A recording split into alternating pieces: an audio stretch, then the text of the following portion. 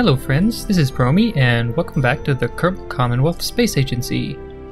I've been giving some thought about what I want to do in this episode. It wasn't really clear exactly where the next step should be, but I decided that since we have the new multi-spectral imaging platform, we should launch a rocket into a polar orbit around Kerbin, and hopefully we can get the majority of the biomes in one flight.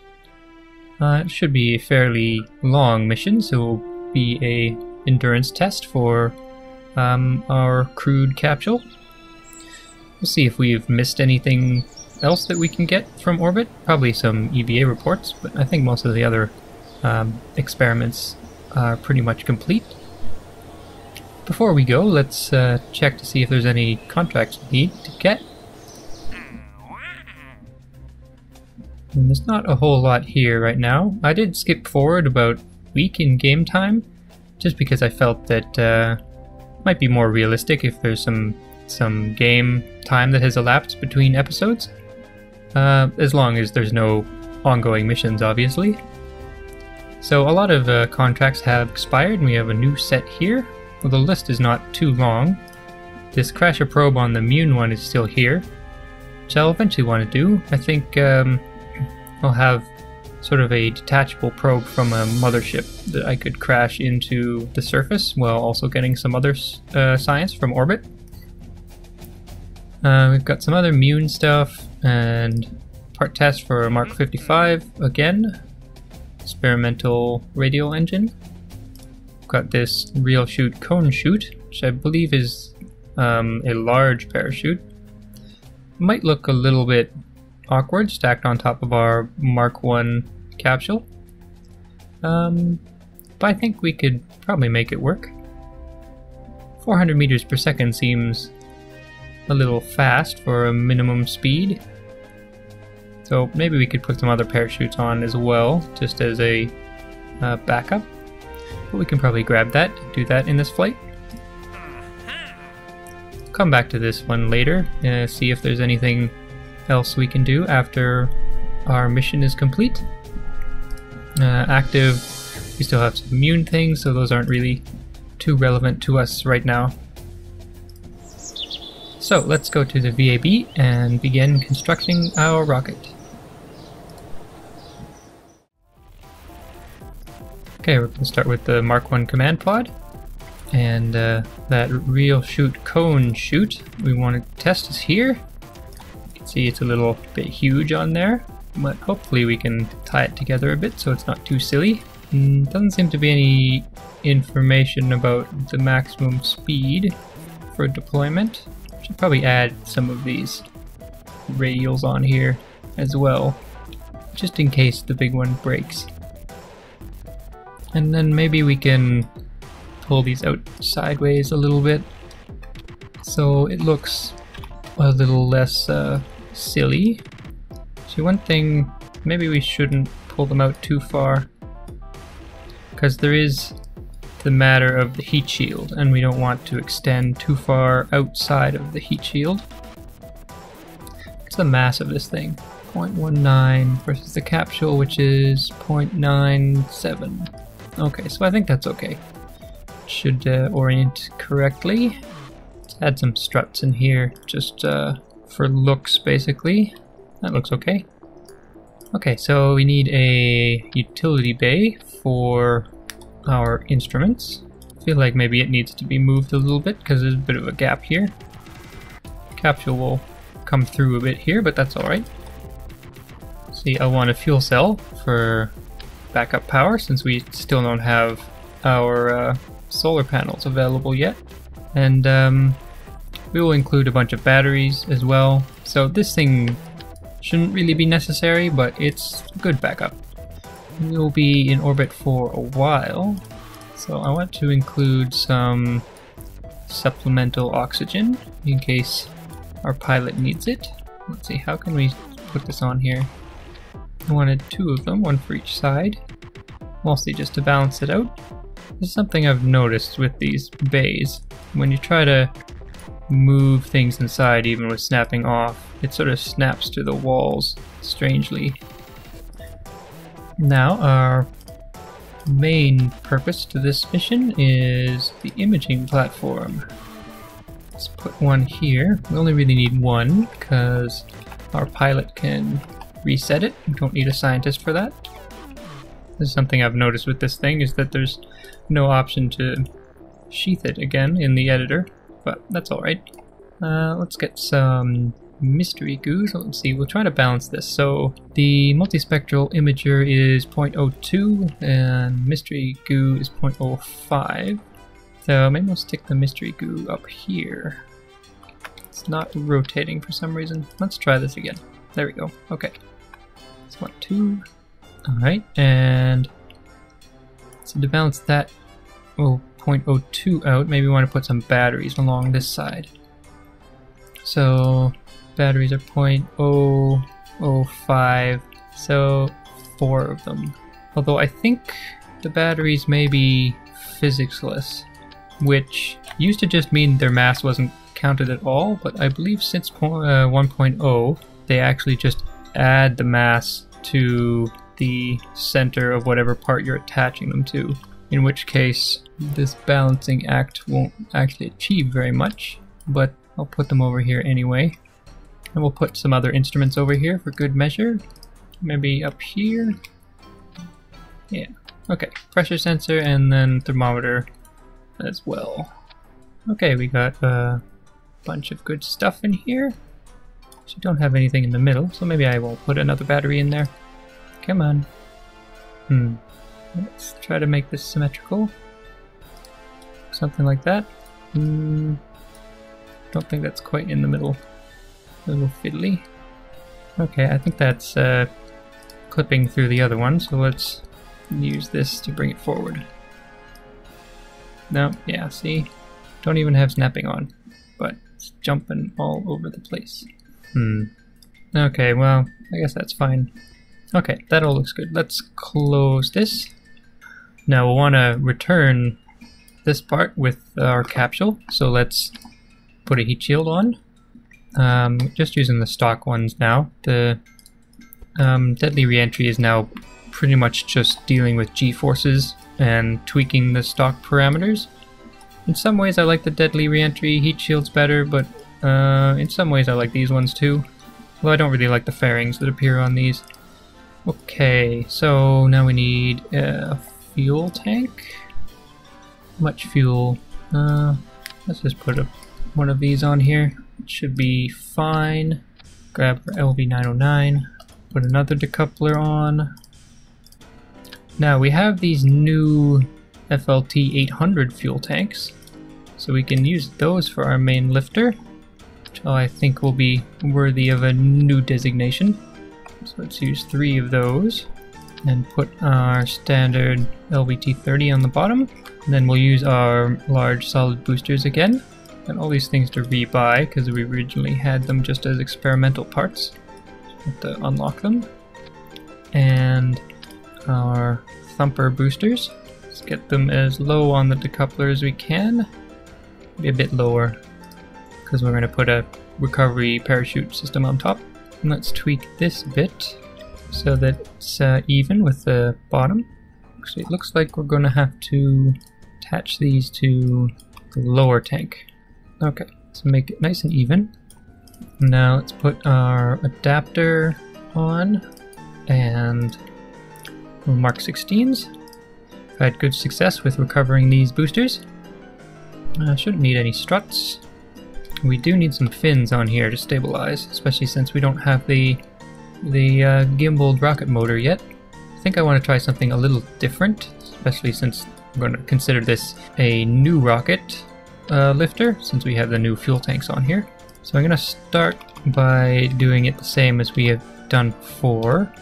So 4 fins with the Elevon 4s on them. So we have a little bit of a funny thing here, but if you nudge it 9 times, that usually works out to 45 degrees. Okay, so this is very similar to our L2X torch design, but what I'm going to do is try rotating these. So similar to how we made the swept wings on the Swift, even though that design was not entirely successful. It's not the fault of the swept wings. Okay, I think that's pretty good. So that should reduce our drag at supersonic speeds. Don't think it'll be a huge difference, but looks kind of nice, so be a little different from previous rockets. So let's see what we need to do here with the staging. Okay, so I want to hit that one first. Below that we have our capsule decoupler and the engine for our upper stage. And okay, this needs to go above. We have our LVT30 and our boosters. And I want to use some launch clamps. Okay, and we'll put our launch clamps in the stage right after the engines ignite. Okay, so we have our engines, launch clamps, recovery for our boosters, decoupler, upper stage engine, decoupler, big parachute, backup parachutes. Lastly, we need to set the thrust here so we don't have too much thrust in the lower atmosphere, because that would give us a lot of drag losses. I think I want to set it so that thrust to weight ratio is about 1.3 at liftoff. And put not Jeb. Valentina needs some experience with rockets. We'll send her on our long duration mission.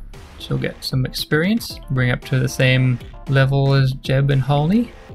Okay, let's call our lifter the L3 Wildfire. And then our capsule will be called the Perpendicular Observer, because we are going in a polar orbit.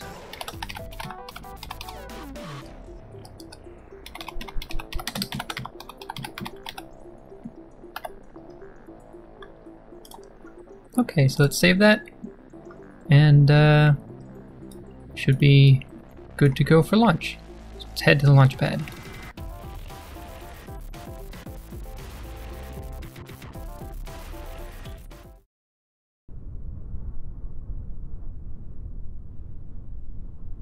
Here we are on the launch pad with Valentina. I think we're going to speed forward to nighttime so we can do a night launch, which we have not done before. I'm sure some of our scientists and engineers are eager to see if there's anything different to consider in a nighttime launch. So let's just wait for the sun to go down. There we go. Okay. Let's throttle all the way up and put on our stability assist, and we should be good for launch. So in 5, 4, 3, 2, 1, and liftoff. Here we go. Just going to rotate our vehicle, just because we want to go down just a little bit past the northward vector, compensate for the rotation of the planet. Now we're tilting over a little bit, which we don't want to do yet, so let's try to compensate for that.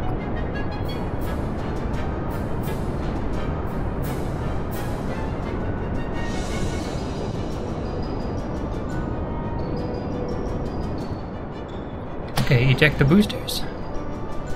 There they go, clean separation.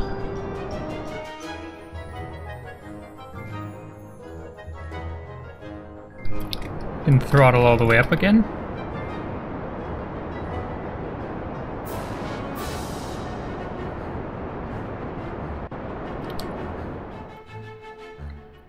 Let's wait for that to get to about 75. And I hit the warp button, which I didn't mean to do.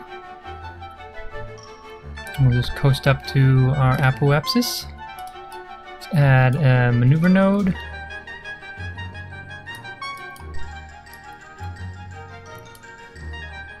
So 71 and 88. Let's see if we can tweak that at all.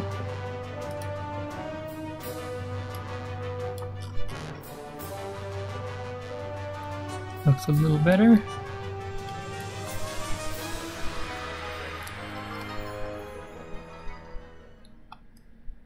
Estimated burn 1 hour. Well, that's not right. No, it's because we okay, yes, that stage is gone.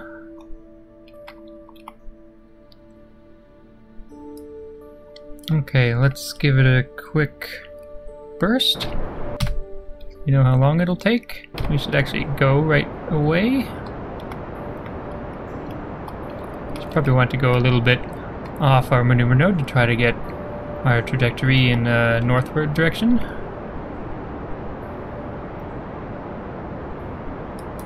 Let's open up our bay here. Point our multi-spectral imager toward the planet, because we probably have some science to do for that. And indeed we do. Just above Kerbin's grasslands, various trace gases are detected in the atmosphere above this region, indicating the presence of ongoing biological activity. Okay, we'll keep that.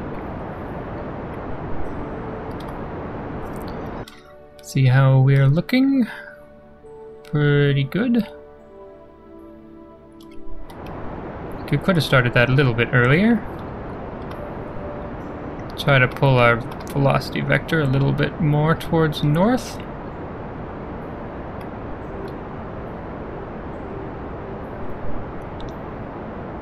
Let's just get rid of the maneuver node, it's not really necessary right now.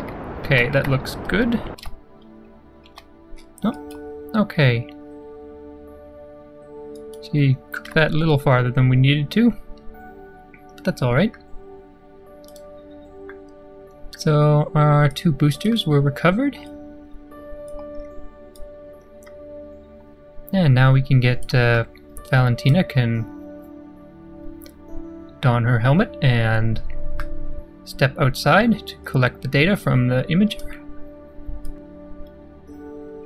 Okay, I think that nose cone is causing our exit to be a little janky. So I'll have to be careful there. Let's take the data, board our craft again.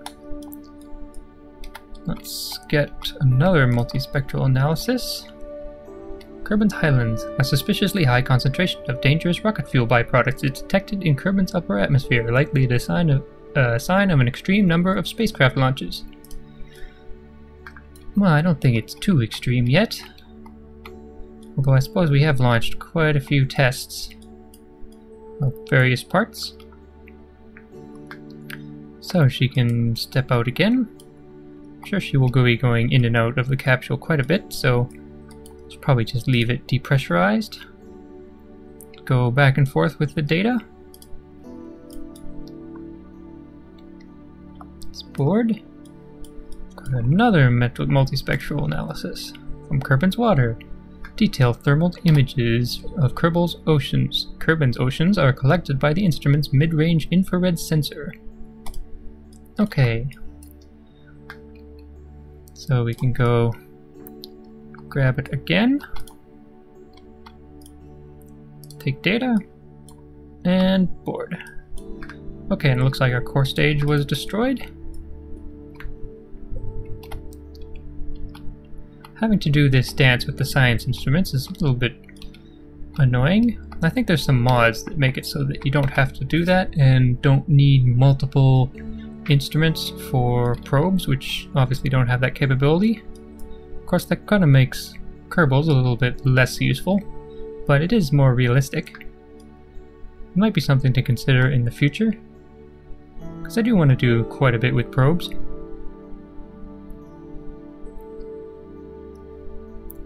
It looks like we're coming up on another landmass here.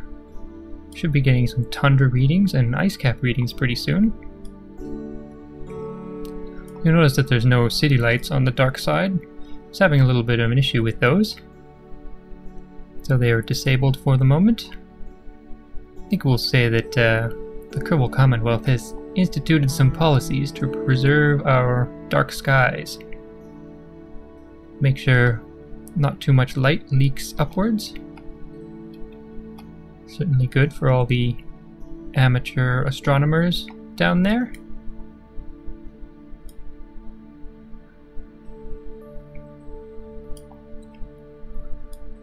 Let's see, we should be getting some tundra pretty soon.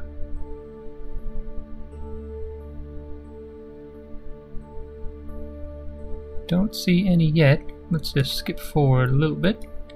5 times. Oh, there we go. Multi-spectral analysis. Kerbin's tundra. Absorption of several different visible and IR wavelengths suggests high levels of organic decay, possibly the result of newly thawed tundra.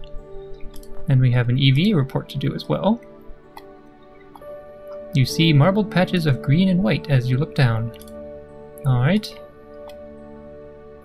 Store. And looks like we have another one. Ice caps. The poles look like they are covered in powdered sugar. Kerbals always with their snacks. Let's get the data from the imager. And board. Another multispectral analysis to do. Kerbin's ice caps have a very high albedo, reflecting nearly all measured wavelengths. This thing keeps drifting every time Valentina exits the craft. Okay, so I want to go collect that data.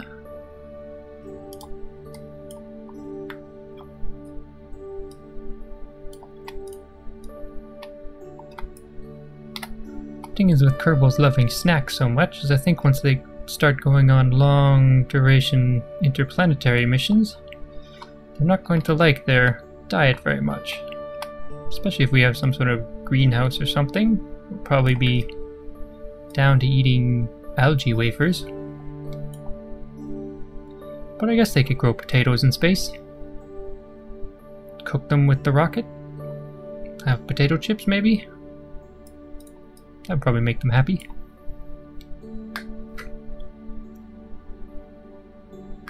Alright, let's time warp a bit till we're over different biome. Coming over the ice cap, more tundra.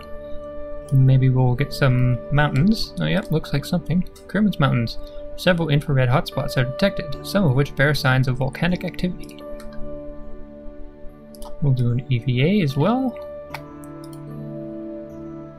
Is this still? That's mountains. Okay, we might as well keep that even though we've done it before. Take the data and board.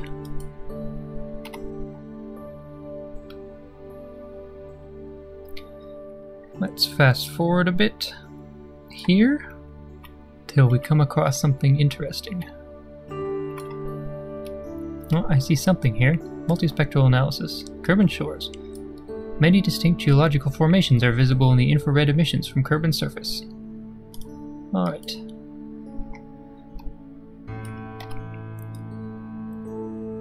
Can do another time warp forward until we come across something interesting.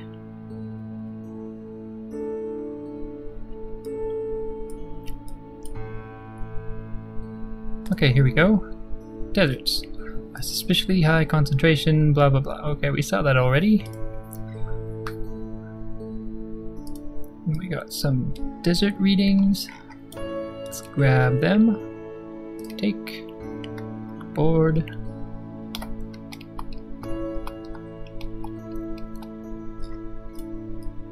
And okay, I think it's going to be another orbit before we see anything interesting.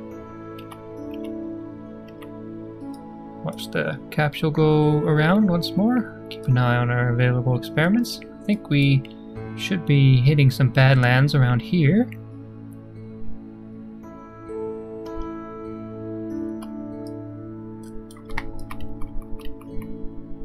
Perhaps? Perhaps not. We'll be down there. Anyway, it doesn't look like we're going to get any use of our mystery goo, but we might be able to get a little bit of extra science from it in orbit, and then we can use the other one on the ground. Let's hit that. Goo floats in its container, having formed a small sphere. Okay, well we get a teeny bit of science, so that's good.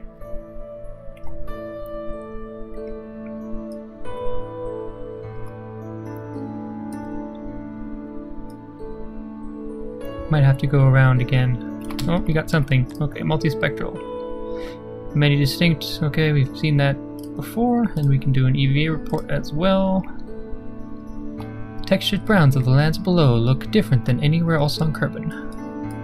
Okay, so take the data and board.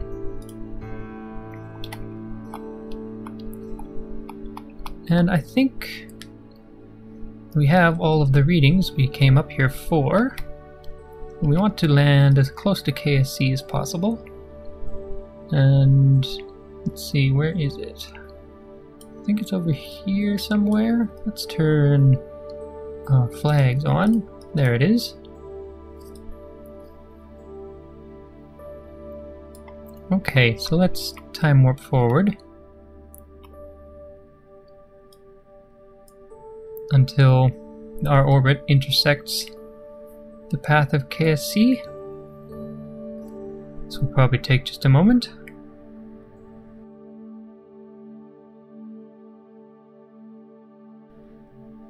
Alright, I think KSC is coming into view by the time we get to that point in our orbit. So we'll do our deorbit burn over the North Pole.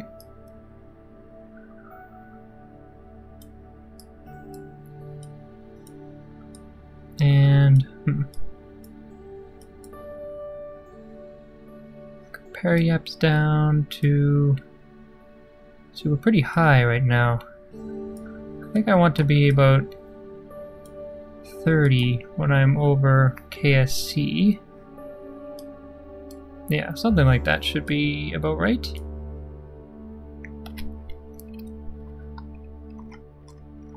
So let's close up our service bay. Get oriented towards our maneuver node. Time warp forward to our burn point. 1 minute, 30 seconds. Almost there. Okay. Nav ball's going all around because we're going over the North Pole.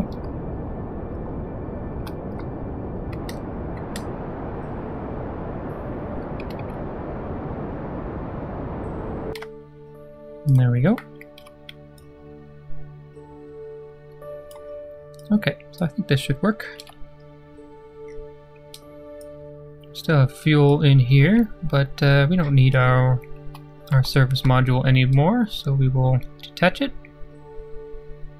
Actually, I'm not sure why these are in the same stage now. Let's see. We can't fix that. I don't want parachutes to be popped yet. So let's decouple. There we go. These empty stages are a little weird. Okay, I'm going to time warp forward until we hit the atmosphere.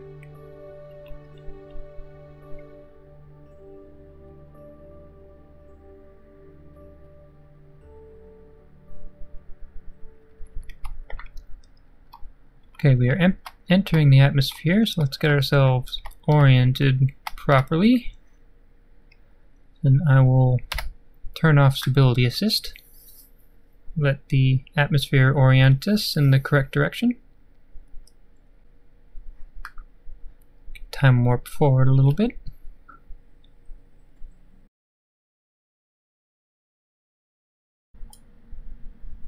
Okay, we can see we're passing just over KSC now, so we did our burn a little bit late.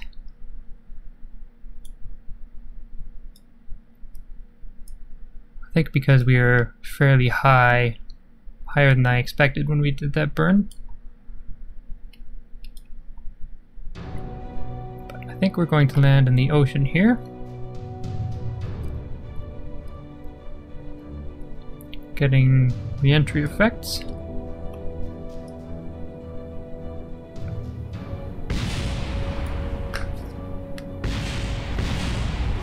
Hearing our service module disintegrate. Our heat shield is glowing red hot now. I think the rest of the craft should be protected. It seems to be aerodynamically stable as well. It's good to see. Let's look at our contract panel. So when these two get checked, we can deploy our big chute.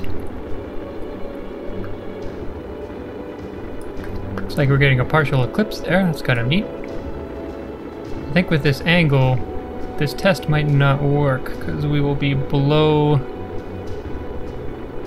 the point we need to be. Yeah.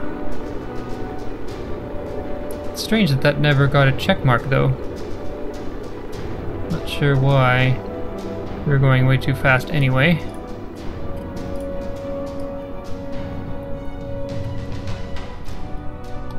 Okay, where are we?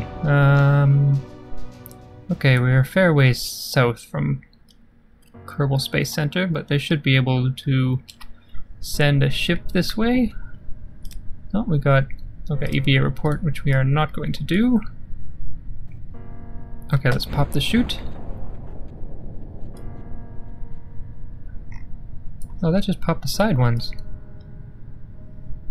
I wanted to pop the big one.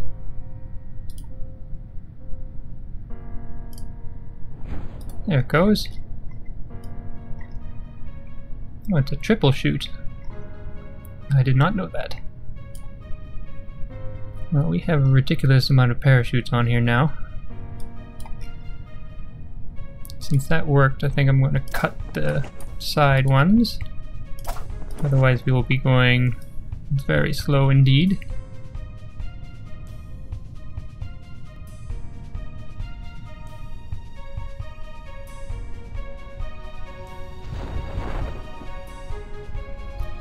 Alright, our chutes are open.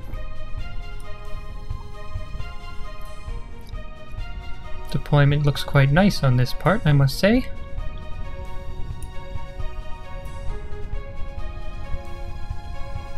Now I'm just going to time warp down until we hit the surface. Okay, just about to splash down. And splash down. Everything is intact. Let's see, we have some... oh, we have a mystery goo observation to do. Goo from Kerbin's water. Goo swells as it absorbs the water flowing into the compartment. Alright, I thought we had done one from Kerbin's water already, but always good to see. So we will get recovery teams to come pick up Valentina. She had a good 3 hours in space. So let's go to the results.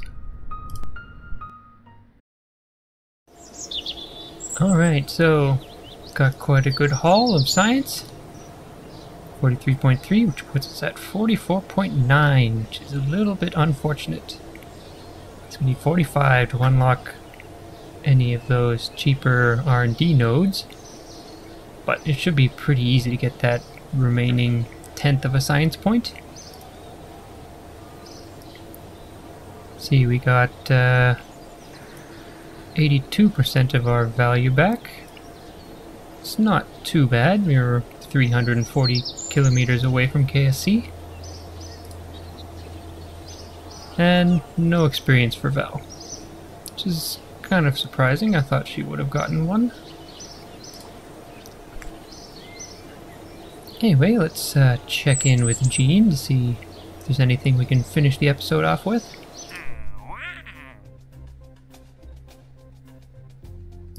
Radial decoupler at the launch site. Stack decoupler in flight. 3000 to 13, 400 to 1200.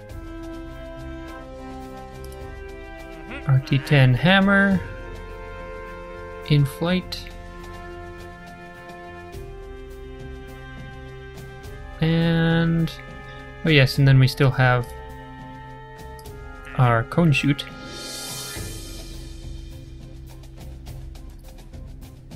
So,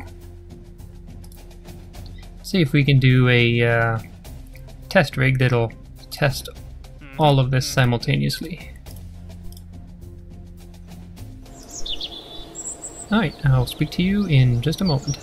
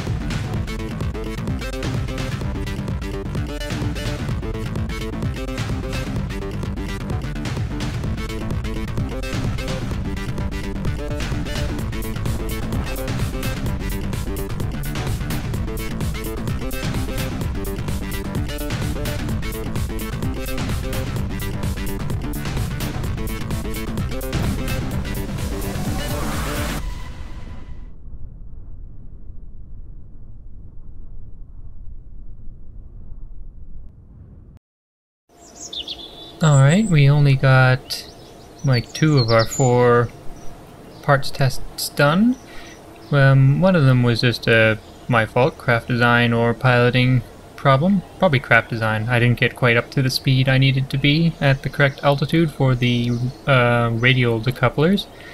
But the real shoot, cone shoot, the criteria just didn't seem to be met when they should have been met, so I'm not really sure what's up with that. We got most of our craft back, and so we're at 51 science now.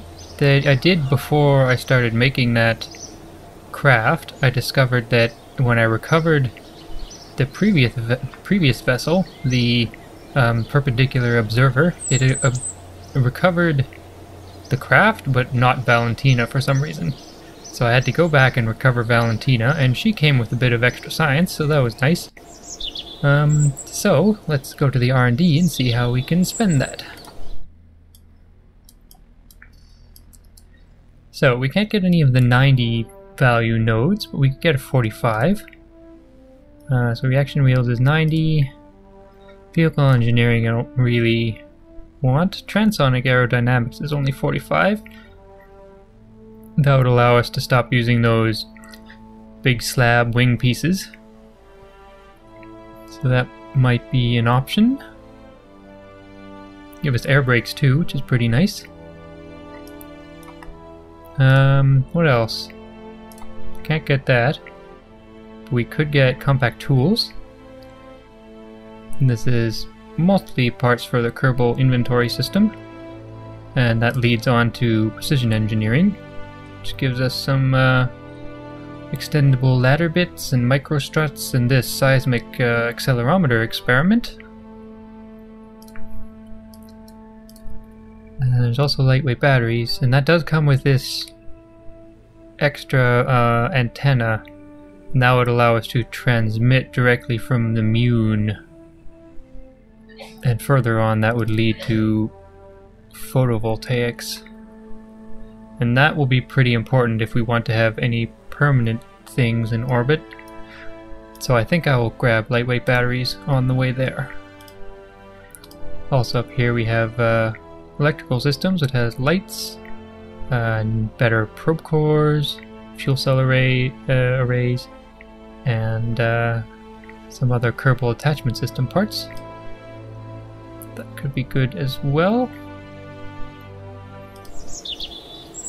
Anyway, that's all for this episode. So I hope you've enjoyed this. This has been Promi. Thanks for watching.